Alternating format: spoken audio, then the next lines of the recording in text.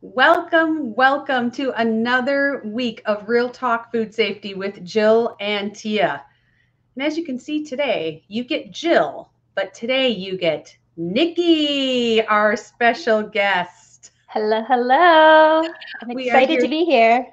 We're so happy to have you with us, Nikki. Goodness. And to our audience, as you're joining in, we love to know, where are you joining from? So, Nikki, you and I are both here in the Midwest, right? I'm just north of Minneapolis, where today, funny enough, it feels cool because after like 100 this weekend, today our high is 67. It's crazy. Just that fluctuation. You think that being in this, I'm from Wisconsin, you think that being in this state for what, 30 plus years, I get used to it? Nope. I do not. No, it still likes to play with us, but that's okay. We're here. So we hope wherever people are joining from, you've got, your day, you get to make whatever of your day. So that's where I'm always like, even though it's cooler, it's still going to be a good day. Yeah, So, absolutely. yes.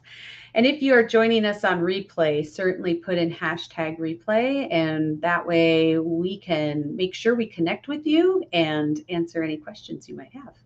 So, but we're super excited because today, Nikki comes from us. So Nikki, we're going to get into this a little bit more because you've worked in food, but also you've been in many other spaces. And today we're talking about some of those like hidden leadership. We even our title is hidden leadership power, right? The things that people aren't even aware that they have that can bloom and come on out, right? Yeah. So I've worked in the chemical industry for about 18 years. And I spent a few years developing chemicals that service the food industry. So I wouldn't consider myself 100% in the food industry because so many things in the food industry that I just find absolutely interesting and fantastic. But what I've noticed in at least the 10 years that I've been in leadership and managing other people is that often we have all these hidden assets to ourselves, our skills that either A, we don't know they're there, or B, we're afraid to really showcase that. And I think that's where the power is. And I just am excited to talk about what it takes to find those hidden powers and really start showcasing it to the world because that's where the magic happens. It is, and and I love because Nikki, you and I, we've talked several times since we've known each other for a few years. But I love our conversations lately when they're about like how do we take care of people and how do we honor who we are. And Yeah, I that's a think, great question. yeah, and I know that's part of what we're going to dive into today, isn't it? Yeah, yeah. Yeah, interesting question because I think that as leaders, one of the things I've seen as effective leadership is being able to serve others and take care of your team and take care of the people that we are responsible for, whether it's managing a relationship or managing a business transaction or even leading them as our team. But at the same time, we can't forget about who we are. And I think it's not an either or. I I feel that we need to blend both of them and really knowing how to do that in such a way that we feel we're serving others and at the same time being true to who we are as ourselves. Ooh, I love that. That is a great lead in for what we're going to be talking about. So before we go too far, I want to give a shout out to Ryan. Hello, Ryan. Thanks for joining us. I remember right. I think you're another fellow Wisconsinite. Javid, thank you for joining. And another user. For some reason, it shows up as LinkedIn user, but it doesn't have a name. So hello, it's great to have you with us. And if it's your first time joining us on Real Talk, here at Catalyst, we are all about how do we help transform how people lead in food so they can be empowered to live authentically, achieve more, and really enable business growth. And to do that, we partner with organizations. Typically, they're HR teams because we know you're out there championing that yes, yes, yes, this is what you need. But HR teams really help get that specialized leadership development for technical people like you who are in engineering, food safety, R&D, sensory, packaging, quality, labs, operations, right? You name it. We're a big group that can really benefit from applied, practical, and progressive leadership development that's designed for us. And that's what we do at Catalyst, which is part of why we have Nicki on with us today. Nicki has a whole different perspective that she brings and taps into some of our inner strengths while really, like you preface, like serving others. So that's what we're going to talk about today. And look at, sorry, there's more and more people saying hello. How fantastic. Neil and Anisha, Claire, Abby, Stacy, Amina, great to see you all with us. All right. And, as we go along, we love to hear from you. So drop in the comments, like what's on your mind if you have questions. Nicki and I are going to get to all of that. So Nicki, before we dive in too far, I would love if you would take a moment for people who maybe haven't met you before and this is their first time, just to introduce yourself and kind of what was your journey to where you are today. Thank you, Jill. First of all, I just want to say I'm excited to be here. I love what you and Tia are doing, just being able to provide this resource to people who are in the food space and talk about leadership, because I just see that there's so much great potential out there. And sometimes we just need that little extra help to uncover our hidden leadership potential. So my journey has been, I've been in the chemical space for 18 years, and I started out as a bench chemist. And I thought my journey would be in formulating. And I thought, how cool would it be to create a product and market it in such a way that I can tell everybody I know, like, that product is because of me. That would be so cool. But what's interesting was that I went through this dark period of my life where I was struggling to understand, where am I great at? And really trying to figure out, what am I supposed to do with my life and my career? And I stumbled upon StrengthsFinder, which was a huge key that was unlocked for me. And I realized from the results of the StrengthsFinder that my strength is not in creativity. I'm not meant to create things or formulate. I can do it, but it's not really where I'm really going to shine. Where my strengths come into play is being the problem solver. So those who create, and for whatever reason, whether it's a processing, a formulating, or other issue, there's a problem somewhere. That's where my skill set really comes to shine. And ever since then, I've pivoted my career and focused more on solving problems. And then I got into this whole world of leadership, which was fascinating to me. But I have to say that my first year in leadership, I had royally failed. We're all in that club, I think. Well, that year of failure was a very hard lesson that I had to learn, but it is also what paves the way for how I approach leadership today. And the biggest mistake I made in that first year was I thought I was amazing. I thought that, I went to a top-notch school. I was, considered high potential. I quickly got into management, and I thought, I am the bomb. Like, nobody else could do what I could do. Nobody else has the answers. Everybody should just listen to me. I know what's best. And what I realized in that year is that nobody respected me because I didn't value them. And so when I got back into leadership the second round, I wanted to make sure I did a great job in leading. And so I hit the books. I read hundreds of books and articles on leadership, psychology, philosophy. And then I went back and got my executive MBA in executive leadership. And I learned a lot about strategy.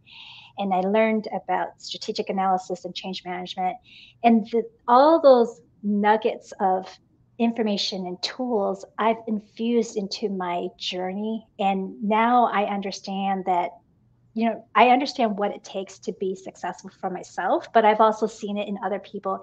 And it really comes down first and foremost, before anything else, is know who you are, know where your skills and strengths are, know what your values are, and then from there, start to craft your own leadership journey, your own strategy to reach your goal. And I think that's something I've seen time and time again being super effective. And the leaders that I see aren't as effective really haven't taken the time to do that. So Mm. I am huge on uncovering what raw materials you have and how can you put those raw materials together to really create and this is the nerdy chemistry side of me, put those raw materials together to create the final product. I think it all starts with what raw materials do you have to play with. Ooh, well, that almost sounds like it goes back to when you talked about being a bench chemist, just in a Yeah. whole nother space. Ah, Nicki, that's such a powerful story because I think, as I said, certainly you're not the only one who did that. I have shared with our audience multiple times how when I started in leadership, I screwed it up. And I think it's, we do what we think are all the right things in kind of the traditional trajectory of what we're supposed to do. And then when we get to that leadership part, we haven't, at least I didn't. And I think you maybe talked about this a little too. Like our focus was on like, where do we get, not how do we serve? Mm-hmm. And 100%. so that the perspective that we bring forth sometimes is, it's just shift it off. And so how do we source from within to do that? So okay, before we go too far, there's so many parts in here I want to unpack, but I all want to let you know in our audience that Nicki is actually like one of my phone friends. So even though she's in leadership, I mean, we still talk about that all the time. But for example, when we still need to put our new deck on, but I call Nicki and I'm like, hey, what is the low maintenance stuff that I'm supposed to get? So I think when we talk about networking, here's a whole nother aspect of why it can be so valuable. um, which I think is super powerful. All right. So, all right, in there, you had a lot of different parts about this shift from kind of being the doer to leading to even then understanding leadership differently. And I want to talk a little bit more about like, what is it that kind of fuels where you're at today and kind of fuels you along that path? Because that's a long journey. Yeah, so I have this saying um, that goes, I work hard to play hard, to love hard, Mm. especially to love hard. And for me, when as I mentioned earlier, I went through this really dark period of my life where everything I thought was the answer to life, everything that was important to everything that I felt this is what I need to do, it was all vain. It was all superficial. It was all materialistic. And when I went through that dark period of my life, it really had me rethink what really is the purpose of this life. And during that dark phase, I asked that question a lot, like, what is the purpose of this life? What is the purpose of my life? And I came across this quote by Pablo Picasso that says, the meaning of life is to find your gift and the purpose is to give it away. Mm. And Wow. I have seen this in everyone I've ever met. And I feel it's so true. Everybody has a purpose. Everybody has a gift. The gift may not be some super leader who goes off and builds all these multi-million dollar companies. The gift may be something such as showing up and always having a positive outlook in anything that you do. That is a gift. Not everybody could do that. Or to show up and smile. And that smile has really brought in just so much joy to the people around you. And where the love heart comes into play is that I feel that really good leaders are ones who understand the love hard aspect such that when they come into their workspace or their environment, they are loving hard. They're giving people the compassion, the grace, the forgiveness, Mm. what they need so that people can feel safe to then bring out their raw materials and bring out their gifts and be authentically them. I think where we tend to not do that is when we don't feel safe being ourselves. And I think first and foremost, it is our job as leaders to carve out that safe space Mm-hmm. and love people hard so that they can come up and show how amazing they are. Because there's so many amazing things about people, but it's often hidden.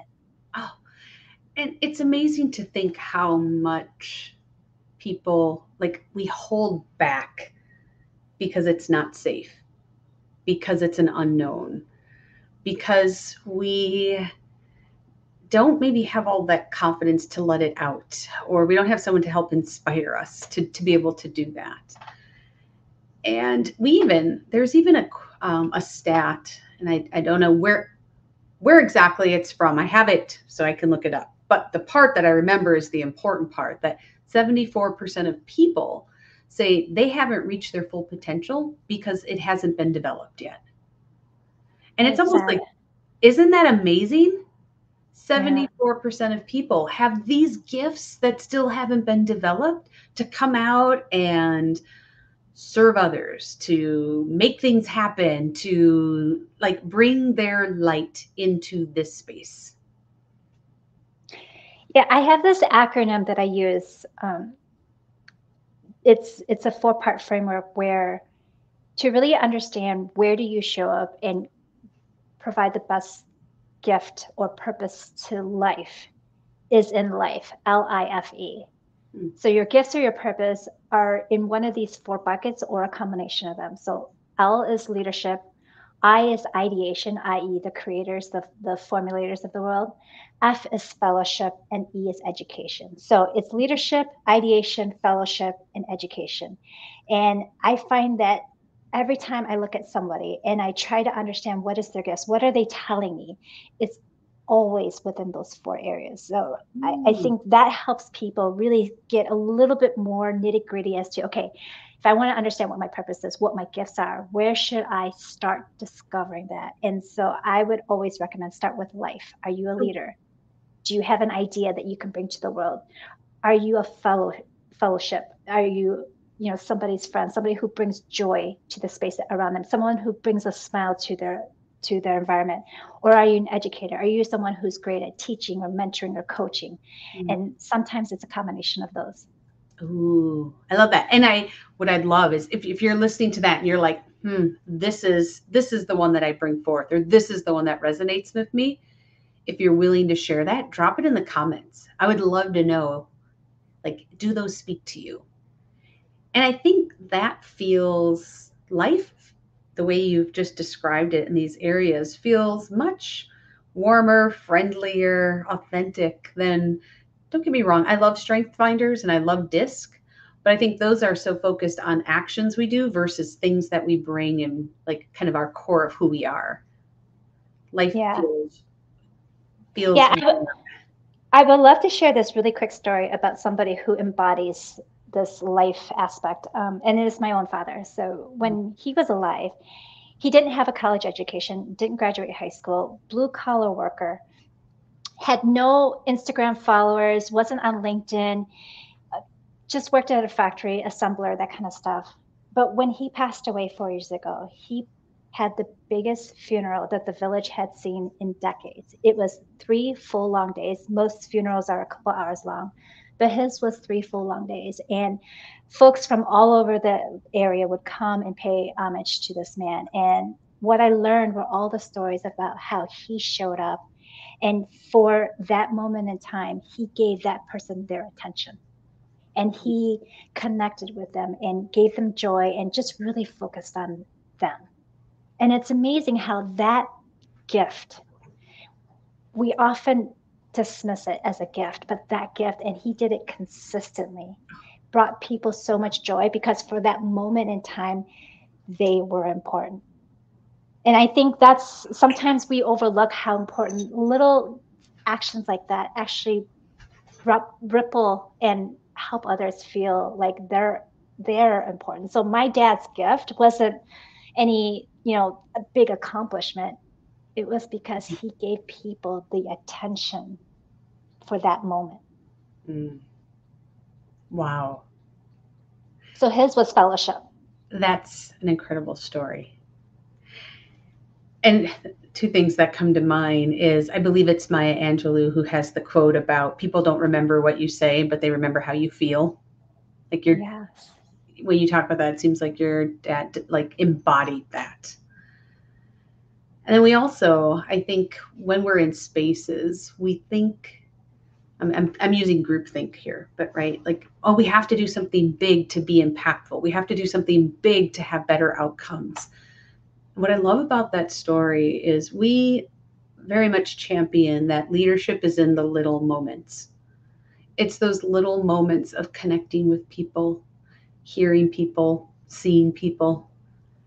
And it's incredible to see through this story how that had probably more ripples, waves, and touched more places with your dad doing that than creating some new widget. Right, And that could right. be too, but it's how powerful it was with all those people. Yeah, and I need to add in that because he did that, he earned a lot of trust with the people in his environment. So Mm, much so that when he left Vietnam, escaped it, built this boat, and risked everything he knew to help 100 people migrate across the ocean, all 100 of these people trusted my dad. I mean, talk about leadership. That for a man who didn't create a widget, all he did was he cared about people. He loved hard. And because of that, these people were willing to blindly trust him because they knew he always had their best interests at heart. And when I think about that, to me, that is just the epitome of leadership. it is. It's. I once had a leadership coach who said, "Jill, you have to love your people." And the first time he said that, because I was new, I was new in this leadership role. I was like, nah, I'm not sure I'm loving these people. Like, we're gonna get along, we're gonna work together. I like most of them, but love, I don't know what you're talking about. I worked with that coach for about 2 years, and by the end of that 2 years, that was it was funny. That turned into the motto. Like, I was like, you have to love your people. Like, even the things that I didn't like about them, or even the things that initially irritated me or frustrated me or challenged me or I didn't understand, like, that's what came out. But when I finally started looking at it through, how do I support them and how do I love them and put them in the embrace and help them be successful, that was like an entire paradigm shift Yeah, in that's how amazing. I work with people now. Yeah. Sometimes loving people means you need a timeout. Oh yeah, it was coaching up and coaching out, but that was all because of love in the background. Right. It's That always, love was the playing field. yeah, it's always thinking about, okay, what is best for this person? And that best may not be us at that moment. Mhm. Well, and so there's, I want to go forward on some of the ways that you do that, because you talk about, like, how do we uncover that with people.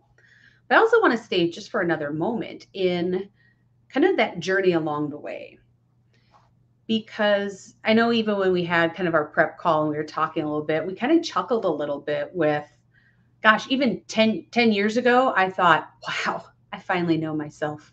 Like, I finally arrived. I've been missing for so long. And it's so funny because about every 5 years, or depends on what happens, I'm like, wow, I had no idea I knew so little. And it almost feels like it happens more frequently the older I get, that I have these moments where I think, wow, I didn't know that about myself. And I didn't or couldn't understand that about others till now. Even along the leadership journey, because I think sometimes there's that perception of, like, how I lead now, like, I'm so, like, I do it so well. I mean, we both shared, like, we knew we sucked, or we weren't so great, but at the time I thought I was doing pretty good. Yeah. Like, how have you seen people migrate through that and transition, or even build different awareness sooner?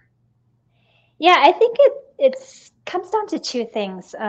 For me, as a researcher and developer, I feel that we should be comfortable experimenting with life.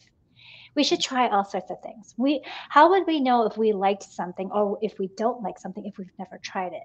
Mm, And so whether it's something that's totally off the beaten path and you're not sure whether it's going to work, or maybe it goes against conventional wisdom and everyone is telling you, no, don't do it that way because, this is the best way to do it. I think we owe it to ourselves to experiment and mm, try things out and try a new way of doing things. And only by doing it and actually either succeeding or failing, do we start to understand more and more about who we are? So if something doesn't work for us, that is a sign for like, oh, maybe it doesn't work for us because it's helping us understand a little bit of who we are. So, for example, I would venture to bet that out of 100 people, 99 of those people probably didn't meet their love of their life on the very first date. And we probably had to go through all these dates with all these different people to understand, yeah, I really don't like this person because they're not, XYZ. And it's through all those various dates and dating different types of people do we start to understand, okay, this is the type of person I want to be with for the rest of my life. We didn't get there on the very first date. So same thing with life. I feel like we need to experiment and try things. And only by doing that can we start to really see what fits for us and what is in alignment with who we are. Because it's not just what we want, but also in alignment with who we are. The second thing is to always have a frame of reference. Because when we are in a certain space and that's all we know, we don't know what else is possible. Oh, yeah, that we don't know what we don't know. Yeah, exactly. So I'll give you a very quick story. So I worked for this chemical company and I was in this lab and it was just me and two other people. And it was my very first time being in the lab. And I learned from these people and I learned so many things. But I thought that's all I needed to learn until I took a seminar and I learned from all these other people in the seminar the different areas of space that they are researching in and what I didn't know. And so oftentimes what I try to do is I try to challenge my way of thinking by talking to other people or listening to a different podcast or a different YouTube and trying to get different perspectives because only then will I know, there's more I need to know, or oh, I've been thinking about this differently, or oh, I haven't really done this the right way. So maybe I should think about doing it differently. I think it's so important for us to have multiple frames of reference. Yes. I think that's so powerful. We often talk about diversity of thought. And when we surround ourselves with people like, right, we talk about like even when we hire people that we want people who fit in. But yet when we do that, how does that limit the scope of having new perspectives join our team? When we go places that just feel comfortable and we hear people talk about things we already agree with, does that help us expand perspectives and see new and different ways? So I love that idea of like, how do we experience things that we haven't so that we can have the growth that helps us know more about who we are and what we stand for? Yeah. I read somewhere, and I don't remember where I read it, and I don't know how true this is, but it sat with me. I read somewhere that a long time ago in the food industry, they were trying to figure out new ways of selling food. And I believe it's McDonald's that maybe it's before McDonald's that they actually went outside of the food industry and reached out to the banking industry and found that the banking industry did drive-throughs for banking. And from that alone, they then infused that concept of drive-throughs to the food industry. And lo and behold, was born the drive-through fast food restaurant. But that couldn't have happened if they didn't venture outside of the food industry. So I think sometimes it's helpful for us to see, okay, let's go do or see something different that we're not exposed to before and see how's anybody else doing it. And there things that they're doing that we can infuse into what we're doing. So yeah, the drive-through industry was originally from the banking industry. I love it. That's I think it's that power of always of looking intentionally to see what's there. And it kind of circles back to even as we talk about ourselves. And I know we were talking right when we initially came in, like what are some of the hidden potential or what are the things that are the hidden powers that we have? Like, what do you wish people knew about that to be able to find those things? So I go through this exercise with anybody that I help mentor or coach. And before we even talk any leadership or strategy or anything like that, I always work through an exercise of finding what I call their GPS. So, what is their gifts? What is their principles? And what is their style? The gifts is, what is our strengths? What do we do so well that it's almost as if we think it's easy. Why should we share it with the world? Everybody else does it. But it is something that is so innate in us that it it's how we are gifted in this world. And there's a couple ways to find that. So the first obviously is strengths finder. That's one where you take a test and within 15 minutes it gives you the top 5 strengths. It is up to us after we get those strengths to really research it further and see where do those strengths play in our lives and how do they combine with each other to Yeah. really tell the story of what our true gifts are. The Yeah, other 'cause things I like to they do, manifest differently in everybody, don't they? yeah, absolutely. And I could do a full talk about StrengthsFinder, but I'm not going to. The, the other thing I also like to do is take a look at where have we succeeded in our lives and in our careers, and what do we feel like has helped us get there.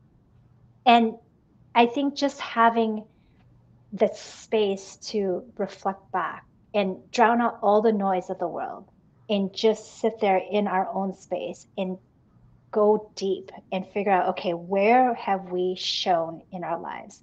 That to me is power. I'm not a big journalist just because I hate my handwriting, but I can say that when I do journal, it has been enlightening to really go back deep into my thoughts and say, okay, 30 days, every day a different prompt.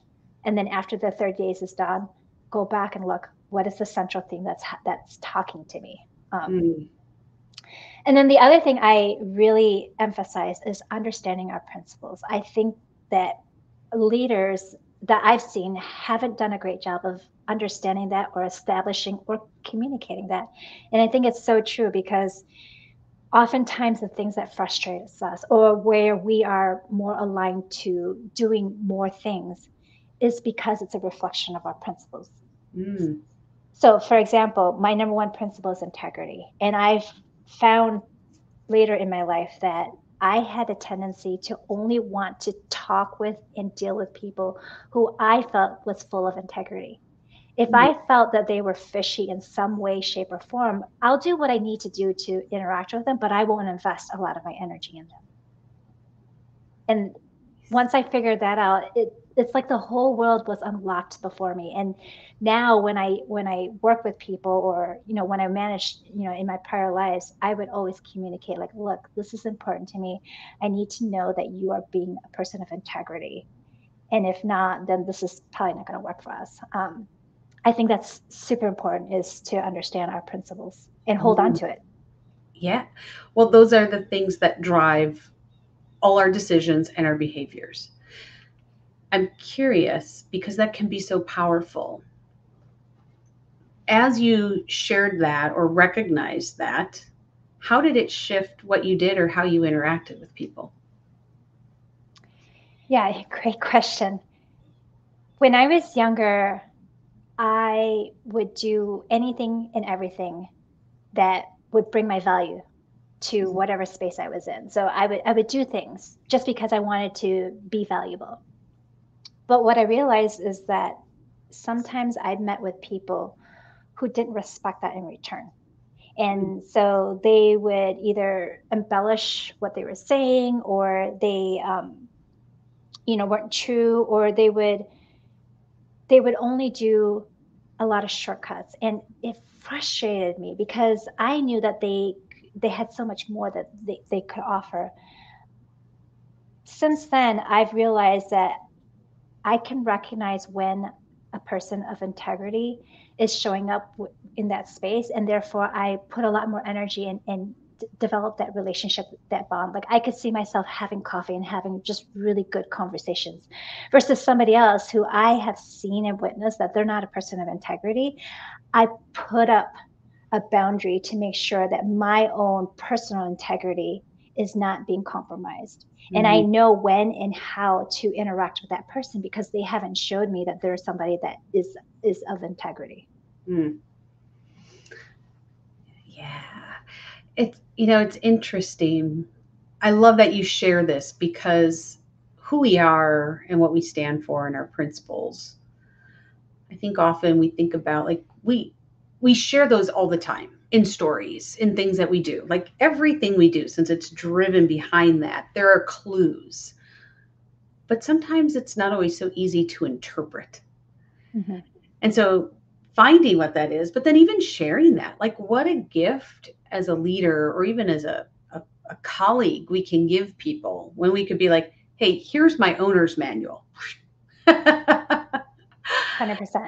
Yeah, like what a game changer that could be, instead of like having to go through, it doesn't always have to be so long, like take so long and be so hard to be able to understand relationships. What would it look like if we had some of that transparency at the beginning to build relationships from? Yeah, 100%. Wow, that would be part of our GPS. Yeah. The last portion, style, is how we show up in the world and what are we communicating to the world in terms of our personal brand. And this is a fun one because I feel that there is so many different variations of brand that we can embody. But I think it's important to make sure that that style is a reflection of our gifts and our principles. Mm. And once we go through the G and the P, finding our gifts and our principles, then finding the style is just really fun. So examples of style. I knew of a lady once who everywhere she went, in all sorts of business function, whether it's in a meeting or on the manufacturing floor or whatnot, she would always carry her little black book and she would always write notes in it. It was her personal journal. And she would never show anybody this journal. But everybody was so intrigued because she always carried this black journal around. So, anyways, when she retired, the entire company asked her to open up the black book and Oh, share what she wrote. And some of the things she wrote in there was hilarious. But it was just funny because she was known as the Black Book Lady. well, like that was her signature item. Like you knew when she was there, she would have the signature black book. Yeah, yeah. It was her. It was her brand. People knew she was the Black Book Lady, and they always sought after her so that she can write down something about them in her Black Book. Oh, interesting. So I'm curious, do you know, did she do that intentionally, or was it just, hey, this is the notebook that I like to use, and then it became something more? Great question. I never asked her, but Hmm. when I was working with her, because she did this several years before I came to the company. When I worked with her, it was intentional for her to bring this black book. And whenever somebody would say, you know, something interesting or do something interesting, she would just scribble something. And everyone was curious, like, what is she scribbling? And she would never let on what she was scribbling until the day she retired. So I think it's interesting. It's a very cute way of really establishing her brand, something that she was well known for. It is. And once again, something memorable and that people connected with. Like, oh, we see this black book. What does that mean? And it must, how do we interact? Because it would be fun to be in that black book. Yeah, yeah, 100%. And style isn't necessarily how we appear. It Mm. could be what we do, like the black book, or it could be what we say. So there are many examples of people saying things and they say it consistently, such that people know that oh yeah, that's a Jillism, for example. That may be the new thing that we start. But I think that's so important because we often talk about, even in our boot camp, like leadership is intentional about how you show up, and it's how you bring energy and the space, and even things like what you stand for, the Mhm. principles. Like it's all about how you show up, and that's unique for all of us. So as you go through this whole process, because the goal is, how do we help people connect, like you're helping people connect with these gifts and also how they present. What's the last step in that whole process? Yeah, so once you figure out your GPS and really define what your core essence is, who you are, what your authenticity is, this is who you are, this is what you stand for, this is where you shine, show up. These are your amazing gifts, and this is how you're going to put your mark in the world. that becomes our internal operating system, such that whenever we go through any challenge in life, because we are going to go through challenges, I go through it all the time, and we have several options. I definitely feel that having a coach is so powerful and such a game changer, but we can't have a coach with us all the time, Mhm. at every second of the day. And there are moments where we will go through a challenge, whether somebody said something in a weird way that just didn't sit well with you, and you're in the middle of a big customer meeting. You can't just say like, "Oh, hold on, I need to go and call my coach. 1 second, please, 1 second." You can't have that. I mean, that's just life. So I think having this core gives us that operating manual to say, they are saying this. However, I know this is where I shine. So for me, I'm just going to ignore that, because number one, they don't know who I am. And number two, I know myself better. Mm. I know my value.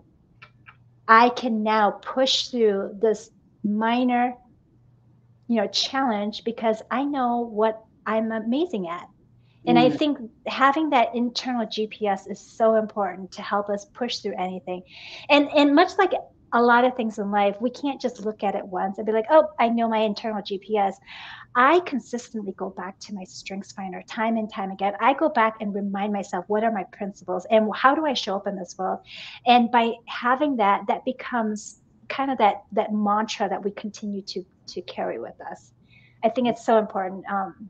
Much like, your New Year's resolutions, we set it for the first day, and maybe for the very first couple of weeks we do a great job, but then we forget about it and then we fall off the tracks. But if we continue to look back at it, we will be motivated to continue on our New Year's resolutions. Yeah. And I love that you brought this up because just yesterday I was talking with someone and we were talking about how values look different as we get different experiences. And the way that she had presented it to me was like, "Hey, I think my values have changed." And I was like, "Time out." Because values are such a core part of who we are and ground, I mean, they can change, but they also can just look differently at different stages or seasons of our life or in different situations. Have you found that to be true as well? 100%. So the one exercise I use to find my value is through Brene Brown's Dare to Lead book. She has, I think, I don't know, 37 plus values, and the exercise is to really think through your life and narrow it down to two. I'd say narrow it down to three. I think two is great, but I think three gives us a little bit more breathing room. And what I found is that going through this exercise, my first round of doing it, I narrowed it down to 15, and there were a group of values that were so close to each other Mm. that you could easily say that they're the same. And eventually I landed on integrity, because to me, integrity embodied all these other values. So honesty, authenticity, doing your best, showing up when you say you're going to show up. So making promises and all that is umbrellaed under integrity. So I think that if we feel that there is, our values are changing, that may be so in that sense, but I think that there is a higher value that we Mm. haven't really tapped into, that really embodies these different layers of us. And so maybe their value that has changed is just a subset of the higher Ah, value. yeah, that makes sense. So, with you know all these moving parts, whether it's as we shift, as we have new experiences, as people come and go in our life, sometimes it can seem complex to navigate all this. So as people are going through this, what do you find gets in the way for most people? 100%. The patterns that are imprinted on us. Mm, tell me Um, more.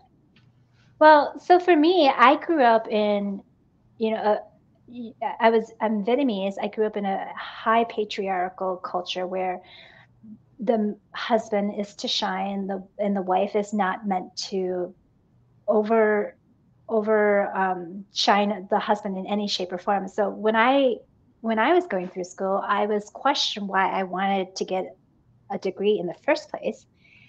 And then, you know, how will I make my husband happy if I'm focusing on school? And then, you know, I went to pursue my PhD. I didn't end up getting it, but during the time that I was getting my graduate studies, I was heavily questioned as to why am I doing it? What's the purpose? You know, I Mm. should be home taking care of the kids. And then there were other, you know, aspects of my life. So having that math professor it, tell me that women can't do math, or another research professor telling me I don't have enough math skills to be in his research group.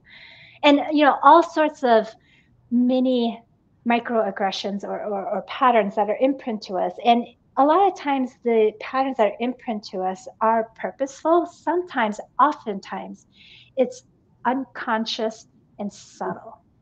And I think what gets into the way of a lot of things is we, when we go towards what we feel is our purpose, our gifts, our authenticity, our principles, we will get a lot of pushback because it doesn't fit with other people's GPS. Mhm. And when it doesn't fit with others' GPS, a lot of people can be very vocal about it.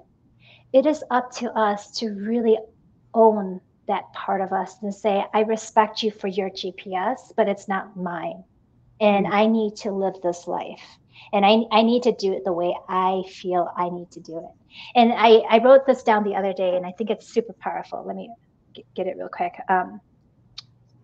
But yeah, so I think that number one, it's the patterns that are imprinted on us, and just really realizing that it's okay if we don't follow that pattern. And Mhm. I think that's the hardest thing for myself, especially when I went through this journey. It was the hardest thing for me to say, you know what, I'm okay not following this pattern. That was hard. Oh, But the quote I have is trusting and believing in yourself is the best and most important decision that you will ever make. mm. So trust and believe in yourself. Yeah. If there's one takeaway for everybody in tuning in today, it's that quote: trust and believe in yourself, 100%. which is so cool because only you, I always think each individual, only you have what you can offer, right? Nobody else has had that experience. Nobody came into this world on that exact same time, date, location as you for this purpose. And so, how to help so that you know how worthy and needed you are. Yeah, 100%. And I firmly believe that when we can own who we are and shine, just embody who we are, the gifts that we have, lean into our purpose and just shine. Our light then helps to overshadow people who are in darkness. And Mhm. by us owning who we are, we inspire others to follow the same path. Yeah. It kind of reminds me of like when you're at a concert and one person does their phone light, right? You're just kind of out there. And then all of a sudden Right. people around you start doing it. And then all of a sudden, right, all the light is shining. But it takes each of us to turn the light on. Yes, 100%. 100%. So what concert have you been to lately? It would just, I'm actually not a concert goer because I'm not a fan of huge number of people in one space. Mm. But I do watch concerts. So like Friday night when we're having game night at home, we'll turn on like something on the TV, where there's a concert live or recorded. So Very cool. But yeah, no, it just takes one person to shine their light to shine upon somebody else who will also shine their light. But I love that analogy you just put in there. Like, let's all turn on our phone lights and inspire others to do the same. well, and just think, there's times though where we don't turn the light on. Maybe we missed that somebody had the light on, or maybe we were in a space where we didn't notice, or there's all these other parts that get in the way. Maybe we're busy walking around because I had to go get a snack while everybody had their light on. I know that maybe is a funny analogy, but I think the other part is like paying attention. Mm, yeah. And even as you talked about the patterns that we make, those are things that take us away from giving attention to how we live. Yeah. because they are just patterns. We can unconsciously navigate that. And sometimes it's great. They are full of purpose for survival. Yeah. But it's the ones that don't serve you. Can you notice that? And even the ones that do, to be able to say, yes, this I want to continue doing because it serves me. But this one, I'm not so sure. Yeah, so it's interesting you say I love these conversations we're having. The other day I met with this one woman who saw me on the stage delivering my keynote speech. And Mm, there was a point in my speech where I talked about my failed relationships and how that was hard for me to go through, especially juggling the career and, my raising my daughters and stuff like that. But I talked deeply about this failed relationship I went through, and I did not realize it then. And talk about, shining the light for other people. I did not realize it then, but that message sat with her for 2 whole years. wow. And what happened was she was going through this pivotal point in her life where her marriage was on the rocks. And she saw me talk about leaning into this failure I had gone through and what I needed to do to get through it, which was basically trust and believe in myself.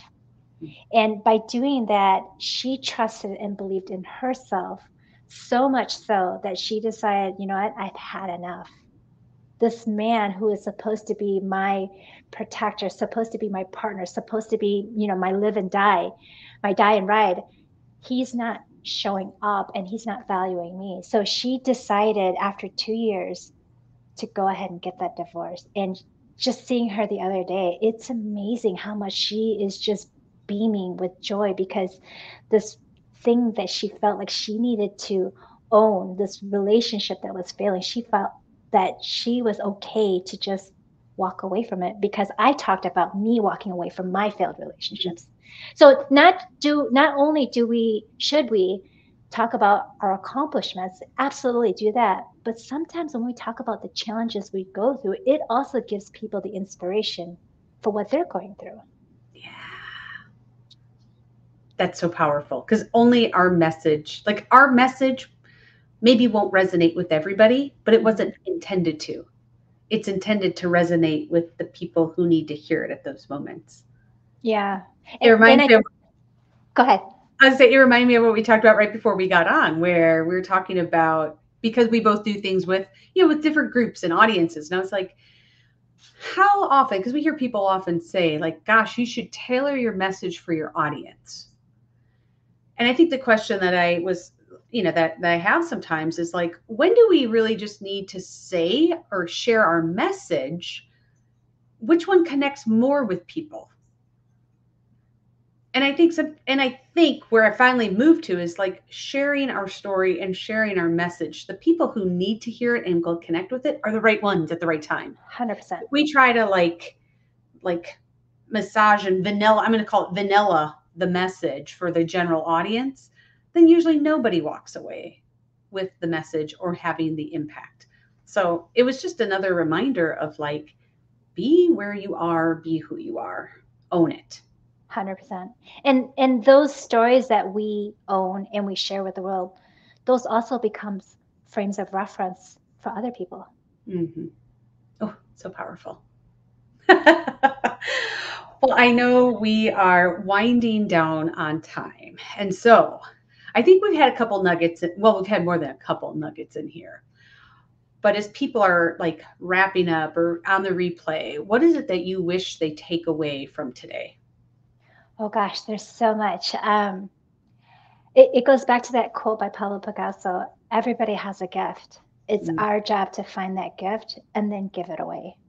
mm, Only by then can we really lean into our purpose. And I have watched so many people, and I can tell you, every single person I watch, I notice their gifts. Sometimes those gifts are hidden from us. So it helps to go through the journaling, go through some of these exercises, go through these tests, but also talking to other people, talking to coaches to really refine, okay, what is our gift?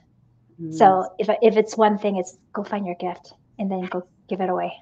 Find your gift and give it away. So there might be people listening who are like, I need to talk more with you, Nikki. I need to find my gifts. I need to know what to give away. What's the best way for people to connect with you? Yeah, thanks for asking. So I am currently rebranding. My website is currently in development. So the best way to do this is to find me on LinkedIn. So it will be Nicki Vo, comma EMBA. Once you connect with me on LinkedIn, please connect with me. I love people. I love to just connect with people, and I want to help them in any way possible. And then once my website is relaunched with my email and everything, all that will be on my LinkedIn page. But I would say that not just myself, I think you and Tia do an amazing job of really talking about the same exact thing. So if you can't reach me, absolutely reach out to Tia and Jill. I think they're amazing. I love what you guys do. And I feel like there's so much of what we do is really talking about the same thing, which is people are amazing. We just need help in finding that amazingness. It's true. But I think it also goes back to our goal is to help people. And there will be things that, like, if you're out there and you're like, gosh, I want to be a better leader, boot camp is starting next week. Like, if you haven't already signed up, we have a couple spots left. You can grab your seat, and then for the next 14 weeks, you can dive into reflecting on who you are and how you show up and how you serve others and how you build relationships. That may be your path. But if your path is like, I need to still understand my gifts better, I mean, you can contact us and we can help you, but Nicki can also help you. And so it's finding who that fit is for you and explore. Thank Lean you. in, be curious, explore more about who you are, because you may even be a little surprised at what you find. Yeah. I will say that my goal is by the end of the year, publish my GPS fast framework, which talks about all this. So be on the lookout for my book. Yes. And as soon as you share it, we are definitely going to share it with the audience. So, Sounds good. well, This thank was you again, Nicki. It has been our pleasure having you on this week. And of course, we appreciate everybody who joined us, either live or on the replay. Thank you for sharing this time, leaning in, and gaining new perspectives. We will be back next week at the same time, same place for another Real Talk with Jill and Tia. So until then, have a great week. Bye, Bye. everybody.